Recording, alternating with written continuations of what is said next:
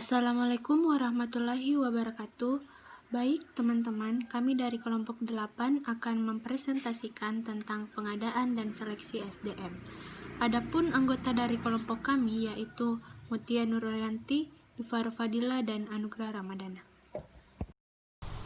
Nah, teman-teman, sebagai pembuka, perlu kita ketahui bahwa perencanaan SDM berkaitan dengan permintaan SDM, suplai SDM, dan sistem perencanaan SDM, di mana permintaan SDM ini didasari oleh kualifikasi yang diminta, suplai SDM dari mana SDM itu didapatkan, dan sistem perencanaan SDM yang meliputi estimasi permintaan dan suplai karyawan.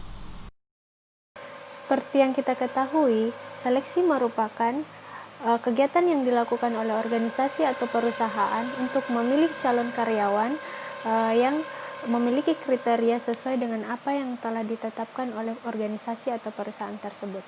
Nah, adapun tujuan dilakukannya seleksi ini untuk mendapatkan karyawan yang memiliki kemampuan dalam jabatan tertentu, sehingga karyawan tersebut dapat bekerja secara efektif dan bertahan dalam jangka waktu yang lama pada suatu organisasi atau perusahaan.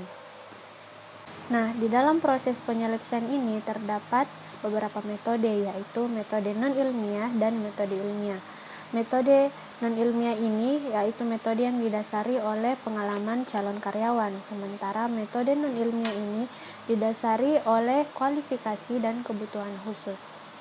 Akan melanjutkan pemaparan dari Saudari Debbie mengenai terkait pengadaan dan seleksi SDM.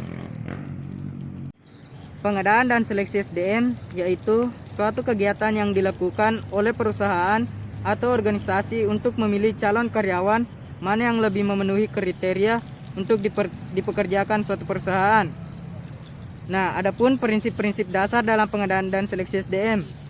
Mutu karyawan yang direkrut harus sesuai dengan kebutuhan yang diperlukan melalui analisis pekerjaan, deskripsi pekerjaan, dan spesifikasi pekerjaan. Yang kedua yaitu jumlah karyawan yang diperlukan harus sesuai dengan job yang tersedia melalui peramalan kebutuhan tenaga kerja dan analisis terhadap kebutuhan tenaga kerja. Kemudian yang ketiga yaitu proses seleksi harus dilaksanakan tepat sesuai dengan alokasi dana, waktu dan rencana yang telah ditetapkan. Efisiensi adalah pelaksanaan seleksi dapat memilih seleksi memerlukan biaya yang sesuai dengan anggaran yang tersedia, tetapi dapat memilih SDM dengan tepat. Kemudian yang keempat yaitu pertimbangan hukum. Kemudian yang terakhir yaitu seleksi harus dilaksanakan dengan objektif dan jujur. Kemudian jenis-jenis seleksi. Yang pertama yaitu seleksi administrasi, di mana seleksi administrasi itu memerlukan ijazah, RH, pas foto, pengalaman kerja, atau identitas. Kemudian yang kedua yaitu seleksi secara tertulis, di mana seleksi secara tertulis dilakukan secara tes kecerdasan, kepribadian, bakat, minat, dan prestasi. Kemudian yang ketiga yaitu seleksi tidak tertulis, di mana seleksi ini hanya dilakukan wawancara, praktik, dan tes kesehatan. Oke, selanjutnya instrumen yang digunakan dalam seleksi.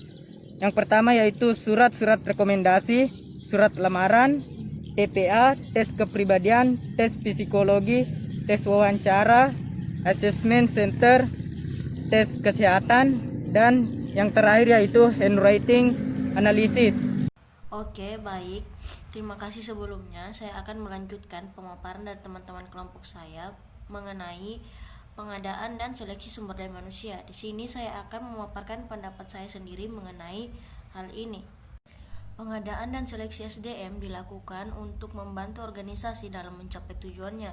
Tentu saja tidak hanya untuk mencapai tujuan, tetapi juga untuk kemajuan karir pegawai itu sendiri. Adapun seleksi SDM dilakukan secara administratif, tertulis maupun tidak tertulis. Di sini karena setiap organisasi memiliki kualifikasi sendiri untuk memilih pegawai. Seleksi itu sendiri meliputi pendidikan, pengalaman, umur, jenis kelamin, dan hal-hal lain yang telah ditentukan oleh setiap organisasi atau perusahaan untuk merekrut pegawai. Tidak hanya itu, pengadaan dan seleksi dilakukan untuk mendapatkan pegawai yang memiliki skill, knowledge, attitude yang sesuai dengan nilai yang telah diterapkan dalam instansi tersebut atau organisasi tersebut. Oke, saya rasa mungkin itu cukup dari saya. Saya rasa kita semua sudah mengerti dan paham bahwa untuk mendapatkan SDM yang berkualitas tentu saja kita harus mengembangkannya, karena SDM adalah aset bagi sebuah perusahaan. Tentunya tidak hanya menjadi aset dalam sebuah perusahaan, tetapi perusahaan akan memberikan feedback, pelatihan, dan pengembangan untuk kemajuan pegawai itu sendiri. Oke, sekian dari saya. Semoga kita semua bisa mengerti dan paham mengenai materi pengadaan dan seleksi sumber daya manusia. See you next time di kelas real. Sarang ya.